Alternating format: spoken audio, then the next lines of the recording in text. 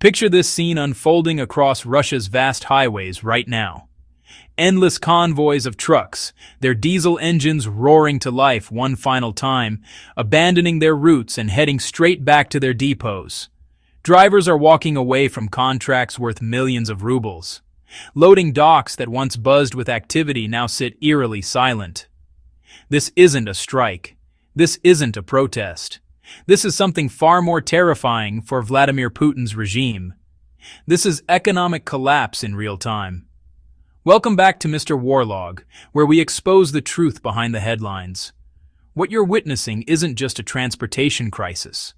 It's the unraveling of Russia's entire supply chain, and it's happening at breakneck speed.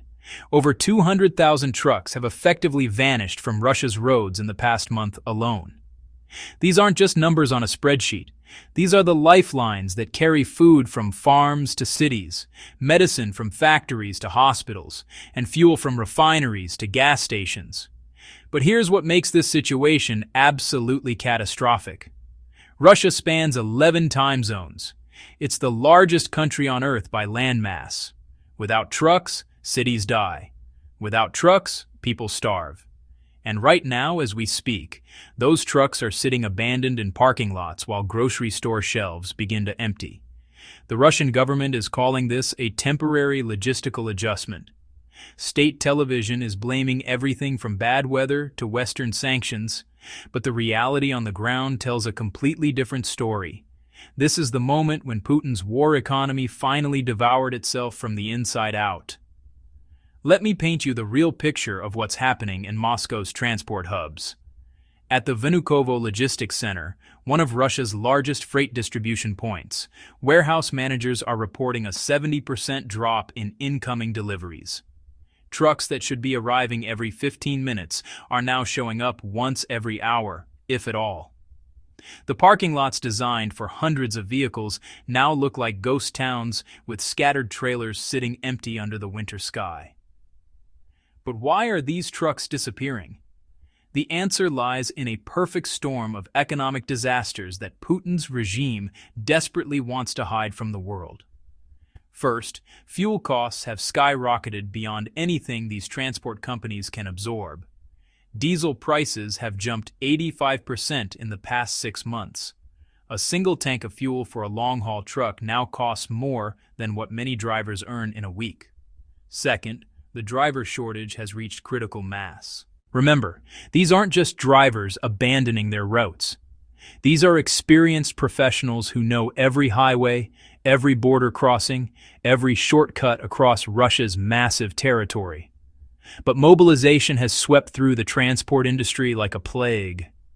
Thousands of drivers have been conscripted and sent to the front lines in Ukraine. Others have fled the country entirely rather than face the draft. The ones who remain are demanding wages that transport companies simply cannot afford. A qualified truck driver in Moscow is now asking for salaries equivalent to what engineers and doctors earn. But with profit margins already crushed by fuel costs and maintenance expenses, these companies are choosing to shut down operations rather than operate at a loss. Here's where it gets even worse. The trucks that are still running are facing a maintenance nightmare that would be comical if it weren't so tragic. Western sanctions have cut off the supply of spare parts for European trucks. A brake pad that used to cost 2,000 rubles now sells for 15,000 rubles on the black market, assuming you can even find one. Russian mechanics are performing what they call truck cannibalization. They're stripping parts from one vehicle to keep another running.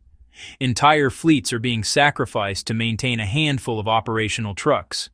It's like watching a mechanical ecosystem slowly consume itself.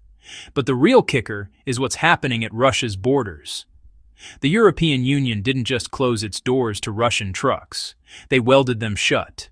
The border crossings that once handled thousands of vehicles per day now process maybe a few dozen. The backup of goods trying to enter Russia through alternative routes has created a bottleneck that stretches for hundreds of kilometers. At the Kazakhstan border, truck drivers are reporting wait times of up to 3 weeks. Imagine sitting in your cab for 21 days, burning fuel just to keep the engine running in sub-zero temperatures, watching your cargo spoil while bureaucrats shuffle paperwork. Many drivers are simply turning around and going home rather than endure this torture. The Chinese border tells a similar story.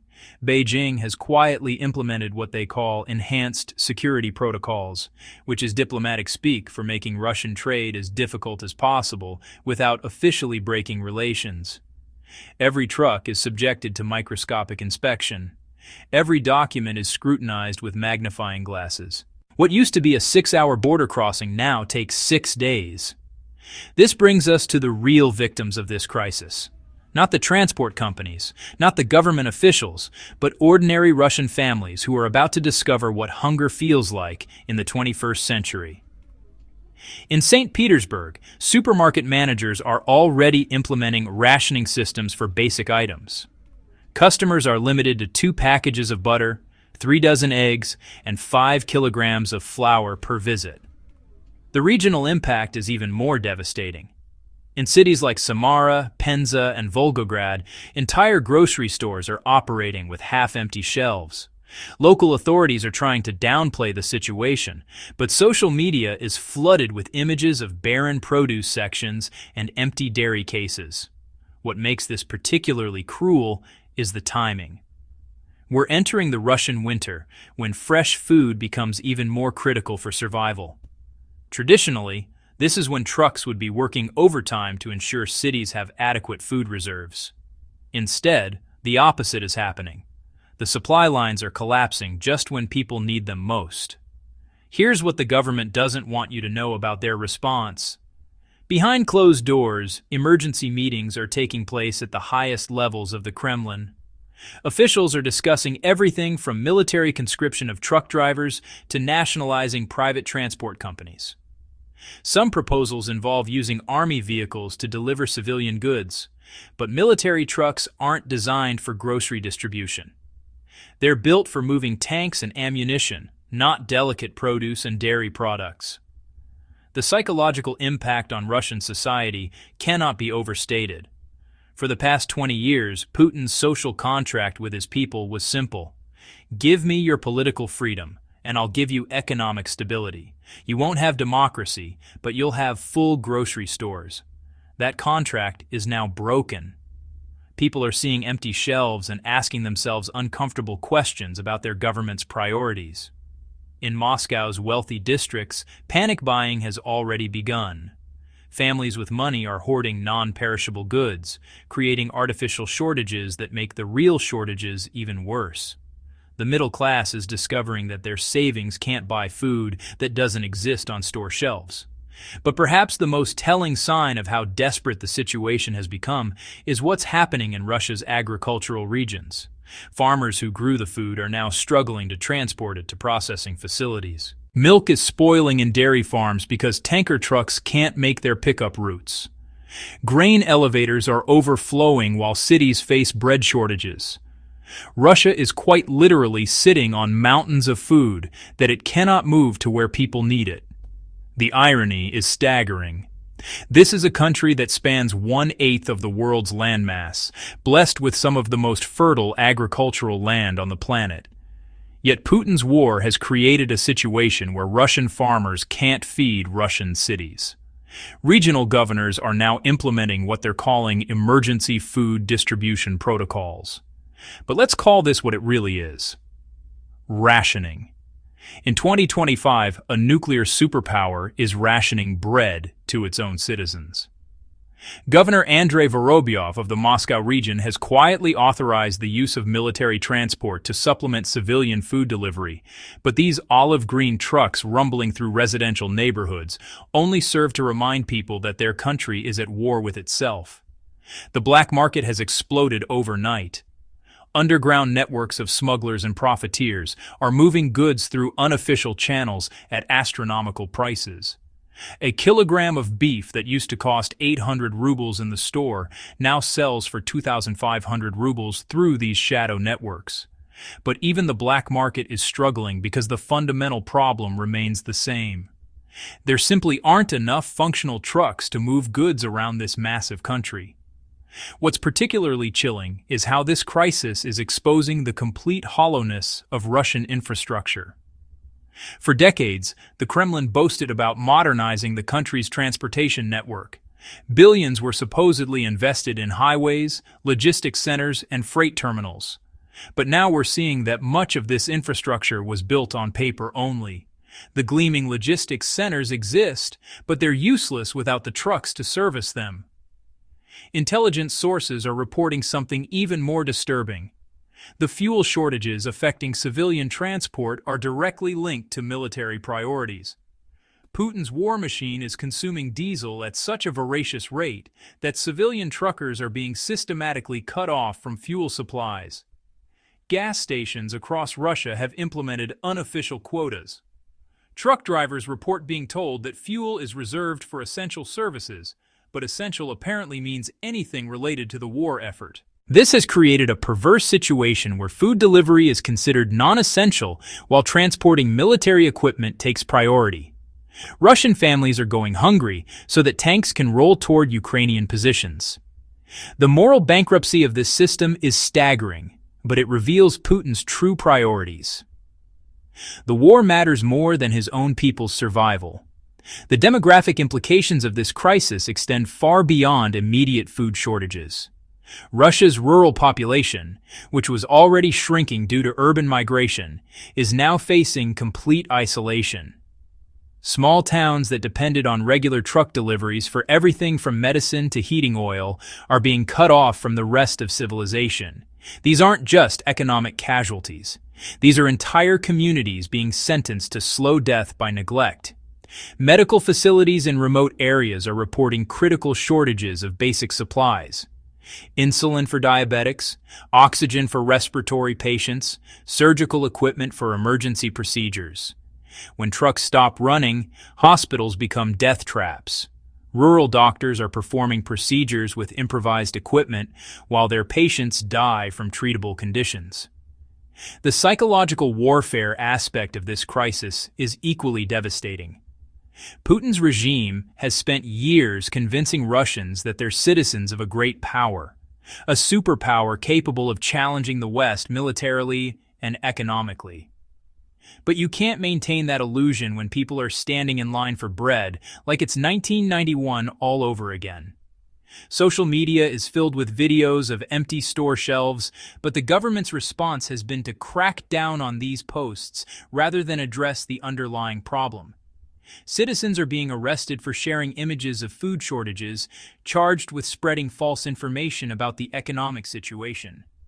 The regime would rather imprison its own people than admit the scale of the disaster. International observers are drawing comparisons to the final years of the Soviet Union, when similar supply chain breakdowns preceded the empire's collapse. But this situation is actually worse because it's happening during wartime when the government's resources are already stretched to the breaking point. The Soviet Union at least had the excuse of a centrally planned economy. Putin's Russia is supposed to be a market economy, yet it's failing even more spectacularly. Foreign intelligence agencies are closely monitoring the situation because they understand that hungry populations don't remain passive indefinitely. The CIA and European intelligence services are reportedly tracking social unrest indicators across Russian cities. Food riots have historically been the spark that ignites larger political upheavals, and Russia's security services are clearly worried about this possibility. The Kremlin's propaganda machine is working overtime to shift blame away from government policies. State television is running documentaries about Western economic warfare, claiming that food shortages are the result of sanctions designed to starve Russian children. But these narratives are becoming harder to maintain when people can see with their own eyes that the trucks aren't running, because drivers are either dead in Ukraine or fleeing the country. What makes this crisis particularly dangerous for Putin's regime is that it's affecting every level of Russian society simultaneously. Unlike previous economic downturns that primarily hurt the working class, these supply chain failures are reaching into the middle class and even the elite. When oligarchs' families can't find fresh produce in Moscow's most expensive stores, the political implications become explosive. The timing couldn't be worse for Putin's war effort. Just as he needs maximum domestic support for his Ukrainian adventure, his own people are discovering that the war is literally taking food out of their mouths. The cognitive dissonance is becoming impossible to ignore. How can Russia be winning a great patriotic war if Russian cities can't keep their grocery stores stocked?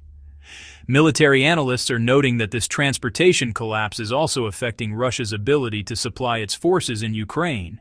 The same trucks that should be delivering food to Russian cities are the ones needed to transport ammunition and supplies to the front lines.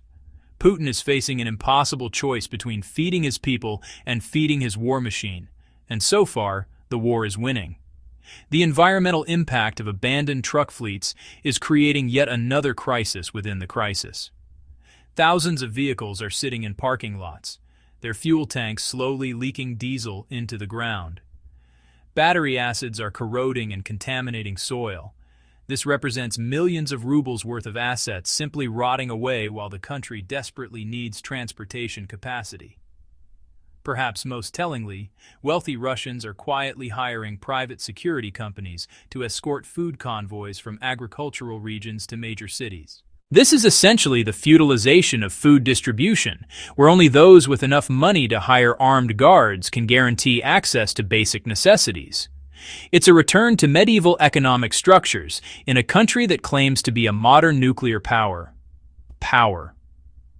The international shipping industry is watching this collapse with a mixture of fascination and horror. Major logistics companies that once relied on Russian routes are scrambling to find alternative pathways through Central Asia and the Middle East. But these detours add weeks to delivery times and triple transportation costs. What was once a reliable northern corridor connecting Europe and Asia has become a logistical black hole.